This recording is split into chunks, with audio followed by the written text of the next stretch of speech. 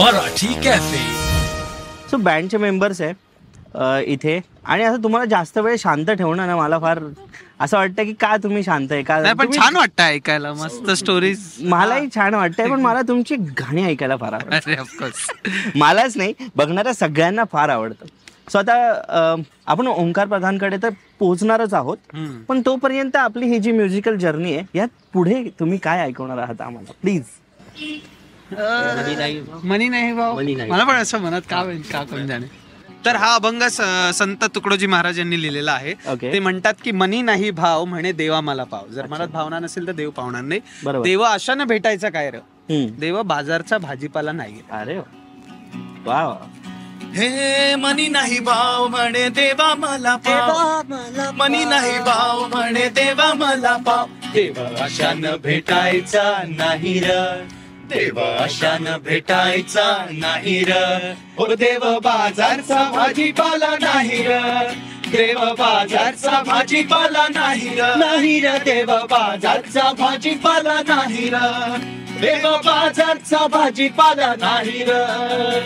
दगडाचा देव त्याला वडराचा भेव. अहो भेव म्हणजे भीती बरं का. लाकडाचा देव त्याला अग्नीचा भेव. अहो लाकडाच्या देवाला आगीची भीती. दगडाचा देव त्याला वडराचा भेव. लाकडाचा देव त्याला अग्नीचा भेव. मातीचा देव त्याला पाण्याचा मातीचा देव त्याला पाण्याचा भेव. मातीचा देव त्याला पाण्याचा भेव. चांदीचा देव त्याला चोराचं भेव. सोन्या चांदीचा देव त्याला चोराचं भेव. देवाचं दैवत्व नाही दगडात, नाही दगडात, नाही दगडात. देवाचं दैवत्व नाही लाकडात, नाही लाकडात, नाही लाकडात. देवाचं दैवत्व नाही दगडात, देवाचं दैवत्व नाही लाकडात. सोन्या चांदीत नाही देवाची मात, सोन्या चांदीत नाही देवाची मात. देव अशानं भेटायचा नाही र, हो देव अशानं भेटायचा नाही र. हो देव बाजारचा भाजीपाला नाही र, देव बाजारचा भाजीपाला नाही र. नाही र देव बाजारचा भाजीपाला नाही र, देव बाजारचा भाजीपाला नाही र. वा, म्हणजे हे ऐकल्यानंतर आता लक्षात आलेलं आहे की लोक जे खूप काहीतरी वेगळं आपण आपल्या बाप्पासाठी करू आणि मग हेच आणू, मग हेच करू, मग असंच करू, काही नाही. भक्तिभावाने आतून मनापासून करा आणि मग तुम्हाला बाप्पा जो आहे तो सगळं देईल. तुमच्या ज्या मनात आहे तुम्ही न सांगता देईल. हेच ह्या गाण्याचा कदाचित सार असू शकतोय. हेच आहे. खूप सारं प्रेम ज्या गाण्याला मिळतंय ते म्हणजे ओंकार प्रधान. आणि बाप्पा आता काहीच दिवसांमध्ये आपल्या घरी येणार आहे आणि नवीन गाणी आपल्याला हवी असतात. किती दिवस चिक्क मोत्याची माळ चालवणार ना आपण. सो थँक्स टू यू की तुम्ही इतकं छान गाणं दिलं जे आम्ही मस्तपैकी घरात एकदम आनंदाने शांततेत ऐकू शकू. कारण एक बँड म्हटल्यानंतर गाणं तेवढंच लाऊड असणार असं प्रत्येकाला वाटत असतं, पण तुम्ही त्याचा फॉर्मॅट जरा वेगळा ठेवायचा प्रयत्न केला. या गाण्याचं कंपोजिशन जे आहे तुमच्यात मेनली कोणी केलं आणि आयडिया या एक नाव नाही शांत ठेवायचं गाणं असं कसं काय ठरलं माहित नाही मला, पण असं एक नाव, कारण आम्ही 6 जण मिळून कंपोज करतो. ओके. लोकांना का फार वियर्ड वाटतं की कसं काय शक्य आहे 6 जण कसं काय एकत्र करू शकतात. पण काय होतं, हा काहीतरी आयडिया घेऊन येतो, मग मी त्याच्यावर डेव्हलप करतो, मग तो भांडतो की हे नाही करायचंय आपल्याला. मग आम्ही 2 दिवस भेटत नाही आणि मग तिसऱ्या दिवशी आम्हाला सगळ्यांना कळतं की नाही आपल्याला हे करायचंय. अच्छा. आणि आपण हे करूया. सो असं एक जण कोण कंपोज करत नाही का, सगळे जण मिळून करतात. ओके. आणि शांत ठेवायचे असं. पण तू विचारशील तर म्हणजे अकॉर्डिंग टू माय मेमरी अजयनी हे इनिशिएट केलं होतं. त्याचं म्हणजे पहिले 2 पॅराग्राफ जे होते ते अजयने इनिशिएट केले होते आणि खूप छान इनिशिएट केलं त्यांनी. ओके. नंतर ते पूर्ण बँडने कम्प्लीट केलं. सही आहे. आता डिसाइड केलं नव्हतं की शांत ठेवायचं. Great great. मध्ये ते आलं. याच गाण्याला बरेच ठिकाणून व्हॅलिडेशन तुम्हाला आणि प्रेम मिळतंय. यूट्यूबवरती तर व्ह्यूज आहेत, बाकी सगळ्या प्लॅटफॉर्म्सवरती स्ट्रीम होत आहे. पण आत्ताच तुम्ही एका ठिकाणून जाऊन आलेले आहात आणि तुम्ही राजसाहेब ठाकरेंना भेटून आलेले आहात आणि त्यांच्याकडनं तुम्हाला काय फीडबॅक मिळाला? त्यांना आवडली ही संकल्पना. आम्ही ऍक्च्युली हे गाणं पण गाऊन दाखवलं. त्यानंतर आम्ही त्यांना पसायदान गाऊन दाखवलं. अच्छा. आणि सुरुवातीला ऍज युजल आम्ही सगळे थोडेसे असे घाबरलो होतो. पण अंकिता आम्हाला, big thanks to Ankita, she made this happen. आणि कारण आमची अशी इच्छा होती की त्यांनी अजूनही आहे की अजूनही त्यांनी एकदा आमचा पूर्ण कार्यक्रम बघावा. अच्छा. थोडाफार का होईना, होईल कधी ना कधीतरी. पण ही वॉज व्हेरी हॅपी. बऱ्याचशा गोष्टी त्यांनी सांगितल्या, काय अजून करू शकतो हे अभंग पोहोचवण्यासाठी. त्यांनी सांगितलं की तुमच्याकडे सोशल मीडिया सारखं इतकं चांगलं साधन आहे, त्याचा वापर करून तुम्ही अजून लोकांपर्यंत पोहोचू शकता. वेगवेगळ्या ठिकाणी जाऊन, महाराष्ट्राच्या कानाकोपऱ्यात जाऊन तुम्ही हे काम किंवा हे अभंग पोहोचवू शकता. बरोबर. त्यासाठी लागणारी मदतही ते करायला तयार आहेत असं म्हणलं. So it was very nice, very sweet of it. Great great. आणि अंकिता, तुला तर कायमच म्हणजे पक्षाकडून सुद्धा आणि साहेबांकडून सुद्धा सपोर्ट असतो. तुला मी रिसेंटली एका रील बार्सच्या कार्यक्रमात सुद्धा होस्टिंग करताना बघितलं. तिथे सुद्धा तुझा एक वेगळा बॉन्ड होता. सो कधी करतेस एकंदरीत पक्षप्रवेश, जरा आम्हाला सांगून, म्हणजे आम्हाला तिकडे टाकायला फ्लॅश न्यूज होईल. अच्छा, मग तो आता मी विचार करून सांगते. मी घरी जाऊन गाणं घालणार आहे गणपतीला, त्याला विचारणार आहे मला मतं किती पडणार आहेत, काय कसं काय, तर मग मी विचार करेन ना. सगळीकडे तीच चर्चा झाली, पण असं काही नाहीये, असं काही विचारही केलेला नाहीये. पण जेवढं महाराष्ट्रातल्या जनतेला माहिती आहे की राजसाहेब ठाकरे यांना कलाकारांबद्दल एक वेगळा आदर आहे त्यांना, आणि ते त्यांना त्यांच्या कलेची जाण करतात आणि त्यांना काहीतरी प्रोत्साहन देण्याचा त्यांचा नेहमीच प्रयत्न असतो. तसंच त्यांना जेव्हा मी त्यांच्यापर्यंत हे पोहोचवलं की असं एक बँड आहे, मराठी मुलं आहेत आपली, अभंग रिपोस्ट नावाने आहे, सो त्यांना तुमच्या समोर काहीतरी त्यांचं सादरीकरण करून दाखवायचं आहे. आणि ते खूप आता लगेच आमचं गाणं पण आलं होतं, तर मग आम्ही आज गेलो. पण नक्कीच त्यांचा कार्यक्रम सुद्धा बघतील वगैरे, आमचे त्या ह्याने पण काहीतरी प्रयत्न चालू आहेत, तर ते पण होईल. हो. आणि म्हणजे त्यांच्याकडे गेल्यानंतर जनरली म्हणजे असं तिकडे बोलताना वगैरे तू जेवढा युट्यूबवरती कॉन्फिडन्स दाखवतेस तसा असतो की?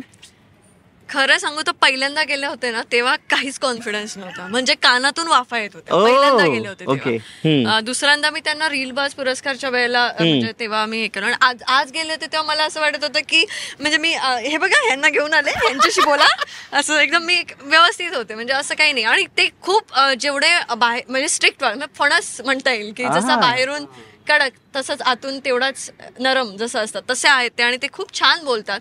तो असा एकदम दिखावा वगैरे असं वाटत नाही की अरे आता तुम्ही आलाय, हा ठीक आहे, काय पाहिजे तुम्हाला, हा चला निघा, असं नाही.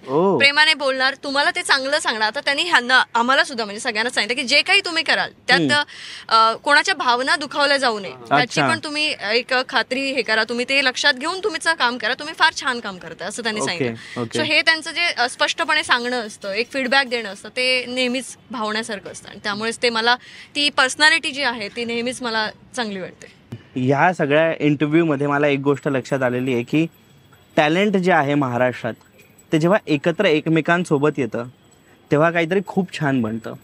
आणि आपलेच लोक आपल्यालाच पुढे घेऊन जाण्यासाठीचा हा एक मोठा प्रयत्न असतो. ह्याच्यावरतीच मला एक सांगायचं की हाच माझा एक मेन हे होता की जेव्हा मी ह्यांचं गाणं ऐकलं तेव्हा मला असं झालं की अरे की माझ्याकडे फक्त एक सोशल मीडियावरती नंबर्स आहेत, फॉलोअर्स आहेत, आणि तिथून मी ह्या अभंग रिपोस्टला जास्तीत जास्त लोकांपर्यंत म्हणजे अगदी तळागाळात कुठेतरी पोहोचवू शकते. सो आपण एकत्र येऊन काहीतरी छान करू शकतो, म्हणून आम्ही एकत्र आलो. आणि असं एकत्र येऊन काम करणं खूप गरजेचं आहे. प्रत्येक ठिकाणी प्रत्येक जण माझाच फायदा कसा होईल हे बघत राहिलं ना तर काही होणार नाही. पण आम्ही आता एकत्र येऊन काम केलं तर ते एक छान झालं. मग आता आम्हाला दुसरं करायचंय, मग काहीतरी ते अजून चांगलं होत जाणार. सो हेच कुठेतरी एक मराठी इन्फ्लुएन्सरनी करणं खूप गरजेचं आहे की एकत्र या आणि काहीतरी करा. जिथे म्हणजे आता तू बघशील, मी स्वतः सांगते की मी असंच व्हायरल होऊन फेमस झालेली आहे. आता माझ्याकडे काही सिंगिंगचं टॅलेंट नाहीये, काही नाहीये, ऍक्टिंग तर मी कधी केली नव्हती. आता मी कुठेतरी काहीतरी ते छोट्या छोट्या व्हिडिओज मध्ये करते, त्यामुळे कुठेतरी सिरियल मध्ये वगैरे मी असे छोटे मोठे रोल केले. पण हे काही टॅलेंट नसताना मी जर अचानक पुढे येऊन व्हायरल झाले तर हे तर खरे टॅलेंट आहे ना आपल्या महाराष्ट्रातला मराठी मुलांचा. यांच्याकडे काही ना काहीतरी एक कोण गिटार वाजवतोय, एक कोण तबला वाजवतोय. सो तो टॅलेंट एकत्र आहे, त्याला जर माझी जोड मिळाली तर ते खूप पुढे जाऊ शकतो, म्हणून आम्ही एकत्र आलो. ग्रेट ग्रेट, छान. आणि मला नाही का ती बोलते ते खरंय, कारण आमचं हे गाणं होत नव्हतं. ओके. त्यावेळी मी तिला एकच गोष्ट सांगितलेली की काही झालं तरी हे गाणं तुझ्याच बरोबर करायचं आणि आपण हे 100% गाणं करणार. आणि त्यामुळे ते झालं. काही झालं तरी असं आमचं ठरलेलं की काही झालं तरी आपण हे एकत्रच करायचं आम्ही वेगळं करून आमच्या चॅनलवरती किंवा इकडे टाकू असं नाही. आपण जर ठरवलं एकत्र काम करायचं तर काही करून ते एकत्र पॉसिबली करून आणायचं. And that's what we did all together सगळे. आता आपण जिथे आहोत, मुंबईचा राजा, गणेश गल्ली मित्रमंडळ, आणि खऱ्या अर्थाने इथे आल्यानंतरच खऱ्या मुंबईची जाणीव आपल्याला व्हायला लागते, मजा यायला लागते. आपण असं म्हणू शकतो की रिअल मुंबईमध्ये मी राहतो. ह्या एरियात आजूबाजूला राहणारे तुमच्यातले किती लोक आहेत? सगळे. ओ ग्रेट. मी लालबागलाच राहतो. सो मला खरं सांगा की मुंबईच्या राजाबद्दल तुमचं काय म्हणणं आहे, आणि काय सांगू शकताय तुम्ही, काय सांगू इच्छिता तुम्ही गणेश गल्लीच्या राजाबद्दल? मी तर मगाशी सरांना सांगत होती की मला आज इथे बसल्यानंतर असं थोडंसं असं विचित्र वाटत होतं. का लहानपणापासून मी इथेच येतो, लहानपणापासून मी इथेच गणपतीचं दर्शन वगैरे करायला येतो. पण आज इथे या ठिकाणी आणि स्पेशली गणेश गल्लीच्या गणपतीबद्दल बोलायचं म्हटलं तर मुंबईचा राजा त्याला उगाच असं नाही बोललं जात. कारण जेव्हा तुम्ही ती मूर्ती पाहता तेव्हा तुम्हाला कळतं की त्याला मुंबईचा राजा ही पदवी का दिली. आता भले ते खूप सारी वोटिंगची वगैरे सिस्टम आली आहे ज्याच्यामध्ये प्रत्येक वर्षी एक नवीन मुंबईचा राजा घोषित केला जातो. पण आजही मुंबईचा राजा म्हटलं की एकच नाव येतं, ते गणेश गल्लीच्या राजाचं. अंकिता, तू काय सांगशील? मी सगळ्यांना अगदी कौतुकाने सांगायचं, मी लालबागला राहते. ओ अच्छा. गणपती जिथे मुंबईत कुठे जर गणपती खरे असे सगळीकडे आले असं वाटतं तिथे एक म्हणजे आताच तू वातावरण जर बघत असशील, एक महिना आधीपासूनच चालू होते सगळी तयारी सगळं. पण इथे राहू की घरी जाऊ असं वाटत असतं, कारण दोन्ही ठिकाणी तेवढंच आहे. पण घरचा गणपती त्याच्यामुळे तिथे मला जावं लागतं. पण आत्ताच मी ठरवलं, कारण गणेश गल्लीचा राजाचं मी दर्शन घेतलं होतं मुंबईच्या राजाचं 2018 मध्ये. अच्छा. कारण इथे पण माझे बरेच मित्र आहेत लालबाग मध्ये. मी ढोल पथकामध्ये असं ते इकडचे लोक ढोल पथकामध्ये आहेत, ते मला घेऊन आले होते. तेव्हा मी इन्फ्लुएन्सर नव्हते, त्याच्यामुळे मी तेच गर्दी मी तसे हातात असं बघितलं होतं, चहा इकडचा राजा, असे मी दर्शन सगळे घेतले होते सगळ्या गणपतींचे. सो ते एकदा मला आता परत अनुभवायचं, तर मी असं ठरवलं की पुढच्या वर्षी 7 दिवसांचे गणपती झाल्यानंतर मी येणार लालबाग मध्ये, परत एकदा सगळ्या गणपतींचे दर्शन घेणार. पण लालबाग, गणपती आणि कोकण हे तिन्ही गोष्टी माझ्या खूप जवळच्या. Great. So Lalbaug, Ganpati, Konkan hearted करला असं म्हणू. बरं, अजून एक गोष्ट गणेश गल्ली बद्दल म्हणजे या मंडळाबद्दल की आपल्याला माहिती असेल, म्हणजे ही इन्फॉर्मेशन सर्वांकडे असेल नक्की, की अगोदर जे गणपती व्हायचे तिकडे चलचित्र खूप व्हायचं तिथे. आणि इथे दरवर्षी तुम्ही पाहाल तर प्रत्येक वेळी एक नवीन कन्सेप्ट असते आणि वेगवेगळे ठिकाण घेऊन. तर यावर्षी मला तर वाटतं मी सांगण्यापेक्षा लोकांनी इथे येऊन बघणं की काय होतंय नेमकं इथे हे खूप. कारण हा एक गणपती जिथे खूप सारे आर्टिस्ट येतात, म्हणजे हे जे बनवले हे खरे कलाकार लोक आहेत, जे इथे येऊन त्यांनी हा सेट उभा केलाय, जो आपल्याला सिनेमाज मध्ये बघायला मिळतो असा सेट. पण इथे हा सेट उभा करणं आणि त्या सेटचा एक्सपिरियन्स घेऊन मग त्या गणपतीकडे पोहोचणं खूप वेगळी, म्हणजे हा एक खूप वेगळा एक्सपिरियन्स आहे. तर खरंच मुंबईच्या राजाला म्हणजे गणेश गल्ली मित्रमंडळ यांना खूप खूप अभिनंदन या गोष्टीसाठी की तुम्ही हे चालवताय, आजवर चालत आलाय आणि तुम्ही हे पुढेही कराल की लोकांना खूप छान असे दृश्य बघायला मिळतील. खरंय. पण आता आपण याच फ्लो मध्ये गाण्याबद्दल गप्पा झालेल्या आहेत, तर एकदा गाणं पण होऊ जाऊ देत मस्तपैकी.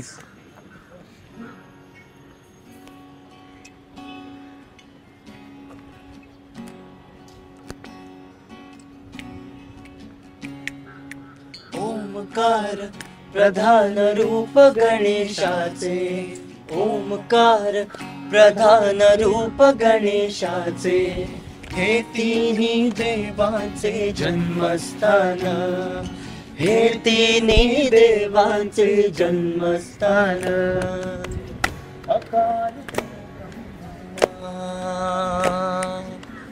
उकार तो विष्णू, अकार तो ब्रह्मा, उकार तो विष्णु, अकार तो ब्रह्मा, उकार तो विष्णु, मकार महेश जाणियेला, मकार महेश जाणियेला.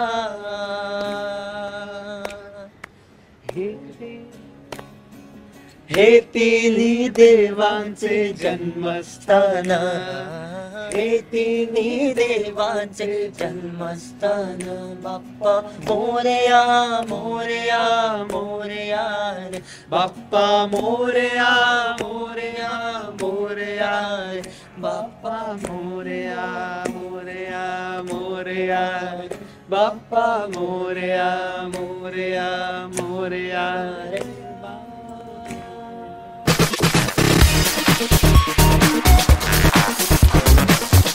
मराठी कॅफे.